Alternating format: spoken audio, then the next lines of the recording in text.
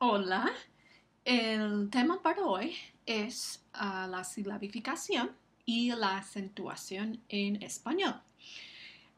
Hasta ahora, en este capítulo sobre fonética y fonología, nos hemos centrado en los sonidos individuales, las consonantes y las vocales.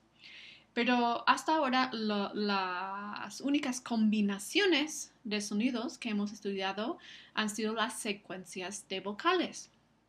Ahora vamos a hablar de un nivel de organización más superior al nivel de cada uno de los sonidos. Vamos a hablar del nivel de la sílaba. ¿Qué es una sílaba? Y cómo se dividen las palabras en sílabas en español. Veremos que en español hay reglas bastante claras para la silabificación. Y después hablaremos un poco de la colocación del acento prosódico, es decir, la acentuación en español. En primer lugar, una sílaba, si ustedes, no sé si todavía se hace esto en la primaria, en el año preescolar, la escuela preescolar, pero yo cuando era pequeña recuerdo que en una lección de kinder o de, no sé, primer grado tal vez, teníamos que dar palmadas al ritmo de las sílabas. Por ejemplo, decir tu propio nombre, ¿no? Rachel. Bueno, entonces los hablantes nativos, así como en ese juego de niños, tenemos intuiciones sobre cómo dividimos las combinaciones de sonidos en grupos un poco más grandes, es decir, las sílabas. Y en la lingüística definimos una sílaba casi de la misma manera, como una unidad mínima rítmica, siguiendo un ritmo, ¿no? Pero es la unidad mínima, pero que sigue un cierto ritmo de la lengua, ¿no? Una sílaba se define por ser una unidad mínima rítmica. Otra parte de la definición de una sílaba es que cada sílaba tiene siempre por lo menos una vocal. No, existe, no existen sílabas sin vocal. Si vamos a tener una sílaba, tiene que haber vocal. Puede haber también consonantes u otras vocales, pero siempre va a haber por lo menos una vocal. Entonces, una sílaba puede ser una sola vocal. Por ejemplo, A. A puede ser una sílaba. Si en el caso de que haya más de una sola vocal en una sílaba, si encontramos, y como dijimos hace algunos días, muchas veces las palabras en español están estructuradas así, con este orden: consonante vocal, casa, pp. No sé si se acuerdan. Hablamos de eso en una presentación anterior. Entonces, si tenemos combinaciones de consonantes y vocales, la estructura o división silábica preferida en español es colocar la consonante en primera posición y la vocal en segunda posición. O sea que la primera sílaba es consonante vocal, luego el guión marca la división silábica y otra vez tenemos otra consonante y otra vocal juntas en una sílaba. Esta es la estructura preferida en español si se puede dividir la palabra así. Vamos a ver dos ejemplos de palabras y quiero que ustedes traten de dividir estas dos palabras en sus sílabas. Sopa, pegajoso. Traten en un papel de escribir la división silábica o usando puntos o usando guiones.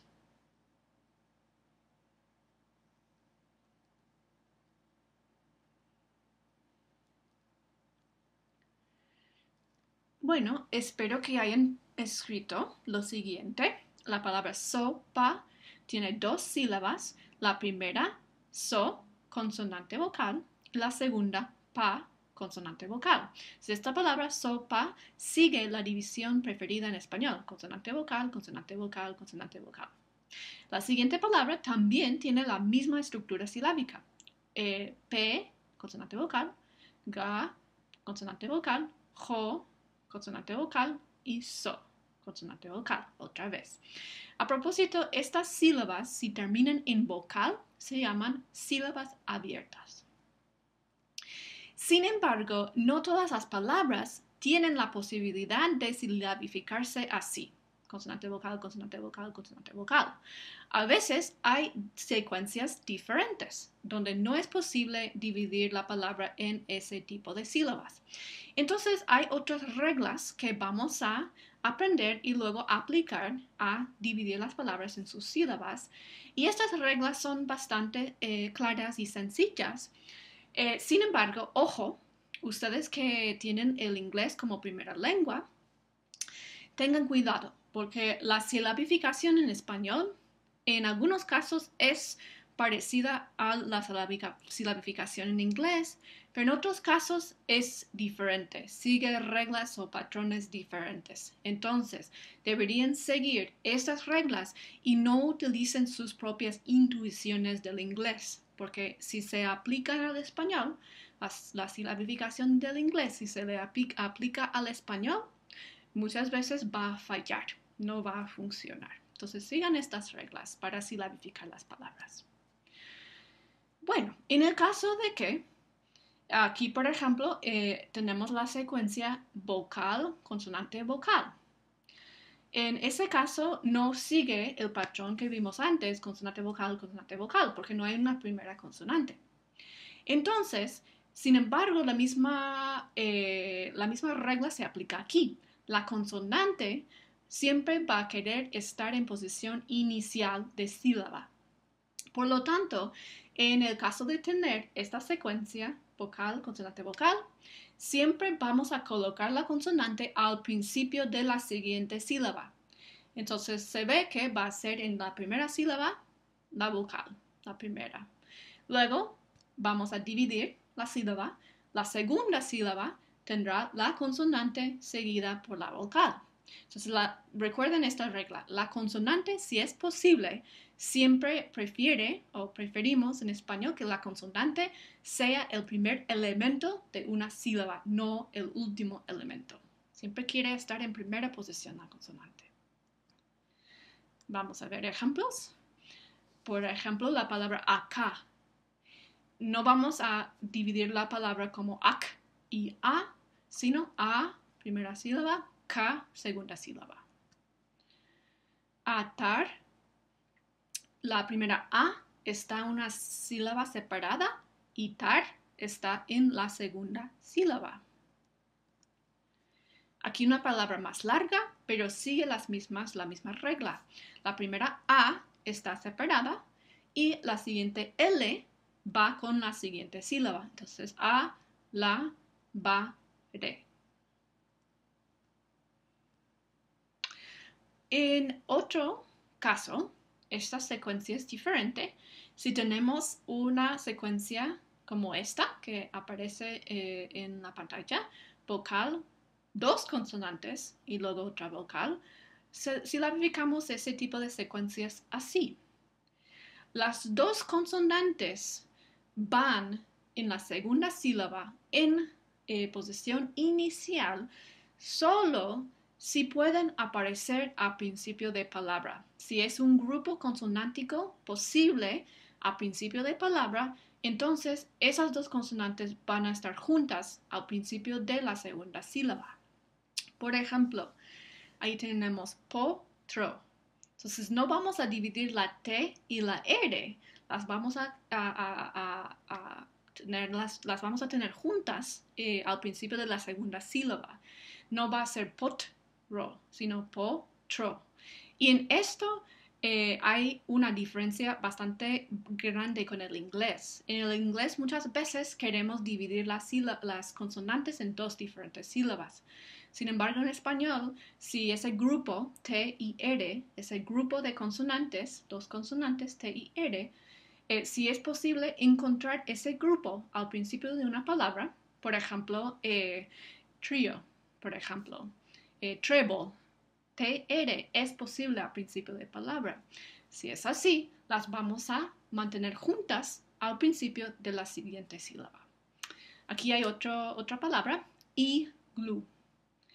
GL van a estar juntas al principio de la siguiente sílaba, de la segunda sílaba, porque G y L ese es un grupo consonántico posible al principio de una palabra. Por ejemplo, una glosa, o glotis es otra palabra.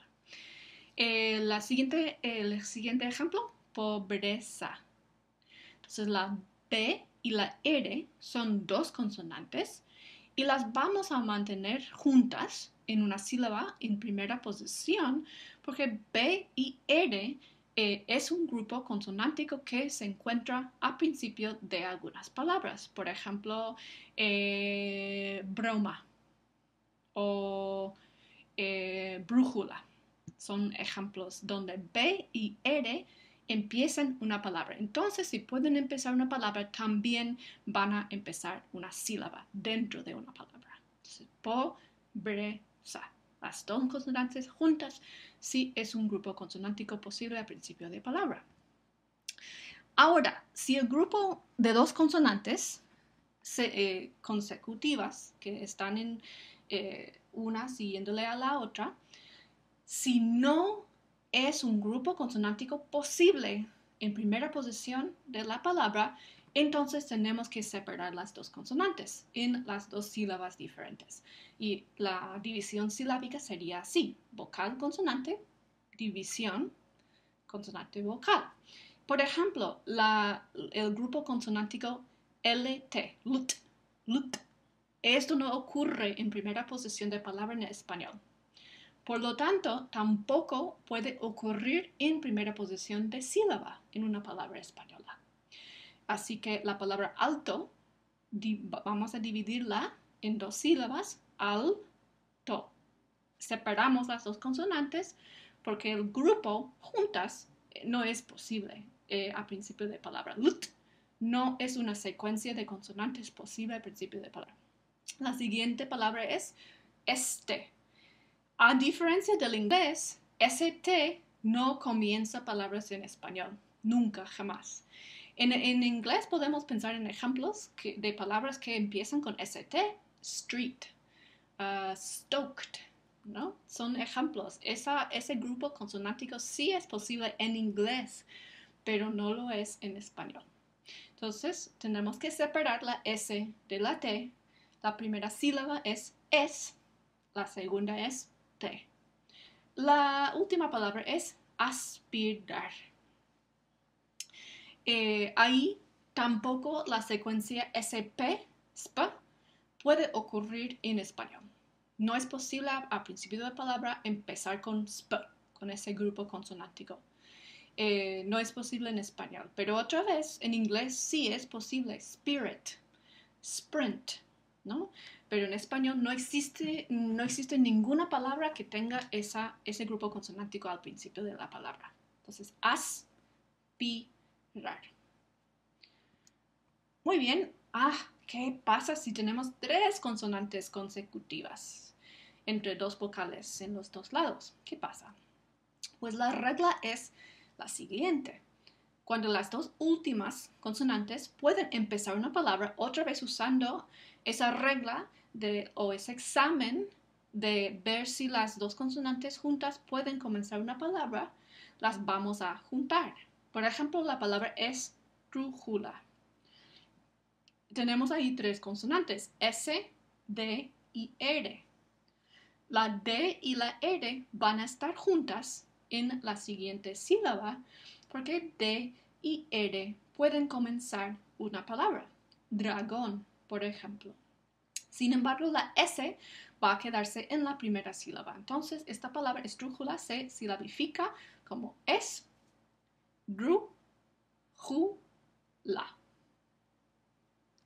Sin embargo, si las últimas dos consonantes no representan un grupo consonántico que pueda comenzar una palabra en español, vamos a colocar las primeras dos consonantes juntas al final de la primera sílaba. Por ejemplo, éxtasis. Hay un grupo de tres consonantes ahí. K, S, y T, ¿no? K, S, T. Entonces, ST, de nuevo, no es un grupo consonántico posible en primera posición de palabra. Por lo tanto, tenemos que dividir esas dos consonantes. Entonces la S la colocamos con la K en la primera sílaba. Esta palabra éxtasis se silabifica así. Éxtasis. Otra vez con estos grupos consonánticos, sus intuiciones provenientes del inglés les van a fallar, porque el inglés silabifica grupos consonánticos diferente. Así que sigan estas reglas a la hora de silabificar las palabras. No dependan de sus intuiciones del inglés. Bueno, he hablado mucho de esta regla de pensar en si un grupo consonántico es posible al principio de palabra. Pues entonces, ¿cuáles son estos grupos que ocurren en principio de palabra? Pues son los siguientes casos. Hay casos cuando hay una oclusiva más una líquida. Por ejemplo, PR, primo, TR, truco, KR, cruzar, PL, plomo, KL, clono, BL, blando, GL, glorieta, BR, bruja, DR, dramático y GR, grosero. Todos estos grupos de dos consonantes son posibles a principio de palabra. El último caso es con la F más una líquida. Las líquidas aquí son las R's y la L. Por ejemplo, FR, fruta. Esa es una secuencia de consonantes posible al principio de palabra. FL, flauta. TL, E. En este caso solo ocurre TL, tl, que nos parece a nosotros también un poco diferente a lo normal, pues TL ocurre en palabras mexicanas y es así porque algunas palabras en el español de México se han adoptado de lenguas indígenas como el náhuatl del centro de México. Entonces, por ejemplo, la palabra es un topónimo, el nombre de un lugar, Tlatelolco. Esta secuencia ocurre, pero solo en estas palabras mexicanas provenientes de otra lengua, una lengua indígena de México. Bueno, recuerden la regla sobre las secuencias de vocales que ya hemos aprendido, que parte de la definición de lo que es un diptongo es que hay una semivocal y una vocal en la misma sílaba. Entonces, cuando encontramos un diptongo, cuando estamos silabificando las palabras, siempre vamos a colocar la semivocal y la vocal verdadera en la misma sílaba. Con los hiatos, sin embargo, por definición, un hiato son dos vocales consecutivas que están en sílabas separadas. Entonces, siempre vamos a mantener separadas las vocales que forman hiato. Muy bien, lo último que vamos a hablar hoy es el caso de la acentuación. Y cuando hablo de acentuación, a lo que me refiero es aquí en fonética, fonología, el acento prosódico. Y déjenme explicarles una cosa, que el acento prosódico se refiere a lo que escuchamos y lo que articulamos cuando hablamos, cuando estamos usando la lengua oral. No se confundan con el acento ortográfico. El acento ortográfico es una marca gráfica que utilizamos en la lengua escrita cuando estamos escribiendo. Esas son las tildes, los acentos que colocamos encima de algunas vocales cuando estamos escribiendo, ¿no? Entonces el acento prosódico lo que es la prominencia o el golpe de voz, es el énfasis que damos a una sílaba sobre otras sílabas en una palabra. Entonces, todas las palabras en español tienen acento prosódico. Una de las sílabas de cada una de las palabras en español va a tener el acento prosódico. Siempre, siempre, siempre todas las palabras tienen acento prosódico. Siempre se va a escuchar una sílaba un poco más fuerte, con más énfasis que las otras sílabas. A ver si pueden escuchar el énfasis o el acento prosódico en las siguientes palabras. Entonces, ¿cuál es la sílaba que tiene el énfasis en la palabra elefante? Elefante. Fan es la sílaba que recibe el énfasis aquí. La siguiente palabra es caracol. Caracol. ¿Escuchan el acento prosódico? Está sobre la última sílaba, col, caracol. Se escucha un poco más fuerte, un poco más, más énfasis o prominencia en cuanto a la prosodia. Rinoceronte. Rinoceronte. Ron, ¿no? Rinoceronte. Esa penúltima sílaba recibe el acento prosódico. Hurón. Hurón. Es la última sílaba, ron, que recibe el acento prosódico. Mapache. Mapache. Pa. Pa es la sílaba que recibe el énfasis. Ornitorrinco. Ornitorrinco. Rin es la sílaba que recibe el énfasis. A propósito, todas estas palabras son nombres de animales. Sé que me imagino que ustedes saben lo que es un elefante. Una caracol es a snail. Rinoceronte, ustedes sabrán lo que es. Un hurón es a ferret. No sé si alguien en este grupo tiene un hurón en casa. Yo no. Mapache es a raccoon. Es de los animales que más molestan a los seres humanos. Por ejemplo, buscando en la basura, los botes de basura para encontrar alimentos. Y el último animal es ornitorrinco, que la palabra en sí me gusta a mí y el animal también. Son los mamíferos que viven en el mar. Se me olvida el nombre de este animal. No me viene a la cabeza. Pues ustedes tendrán que buscarlo en el diccionario. Bueno, entonces, como dije al principio, no se confundan, no se dejen confundir entre el acento prosódico y el acento ortográfico. Otra vez, el acento ortográfico es una marca gráfica, es decir, las tildes que colocamos sobre el acento prosódico. Entonces, el acento ortográfico tiene una relación con el acento prosódico, pero a diferencia del acento prosódico que está presente en todas las palabras, no todas las palabras en español tienen un acento ortográfico. Entonces, pero sí, para que esté claro la relación entre el acento ortográfico y el acento prosódico. El acento ortográfico señala gráficamente, visualmente, dónde está el acento prosódico en algunas palabras, siguiendo las reglas del acento ortográfico que hemos aprendido. Ya, espero por lo menos. Entonces, Platón, por ejemplo, esa tilde sobre la O marca el acento prosódico, porque Platón, es la sílaba que recibe el énfasis. Filosofía. En este caso, fi es la sílaba que recibe el énfasis y el acento ortográfico está encima de la i para marcar ese hecho. Sócrates. El acento ortográfico marca dónde está el acento prosódico en la primera sílaba. Sócrates. César también.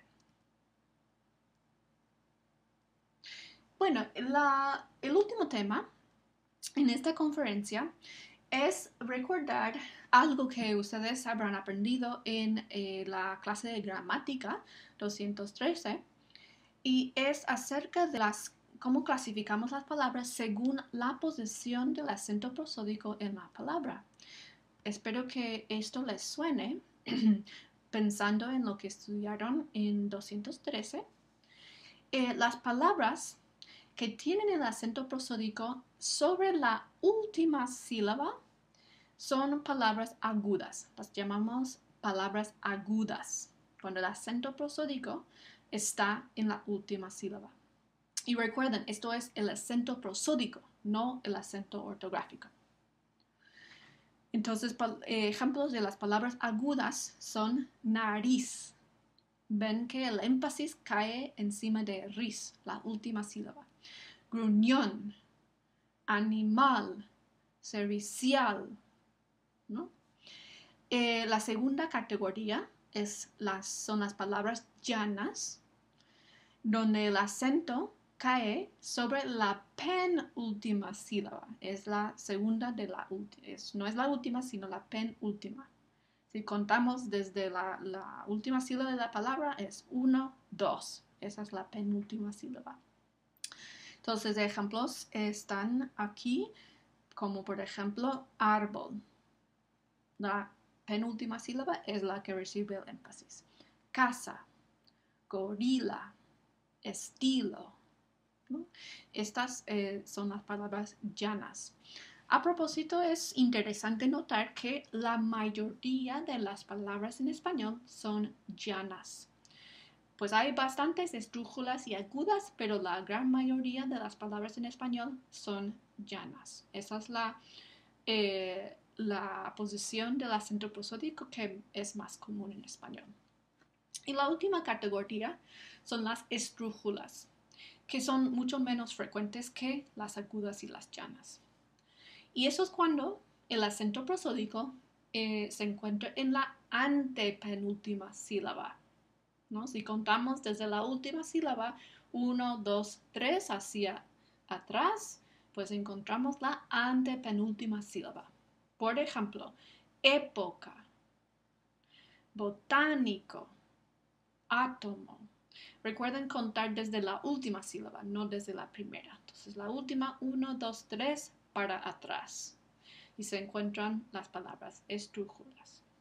Bueno, las otras tareas para hoy son poner en práctica estos conocimientos, tratar de hacer ejercicios de práctica, silabificando las palabras y diciendo, clasificando las palabras según la posición del acento prosódico. Entonces, bueno, espero que pasen muy bien este día. Adiós.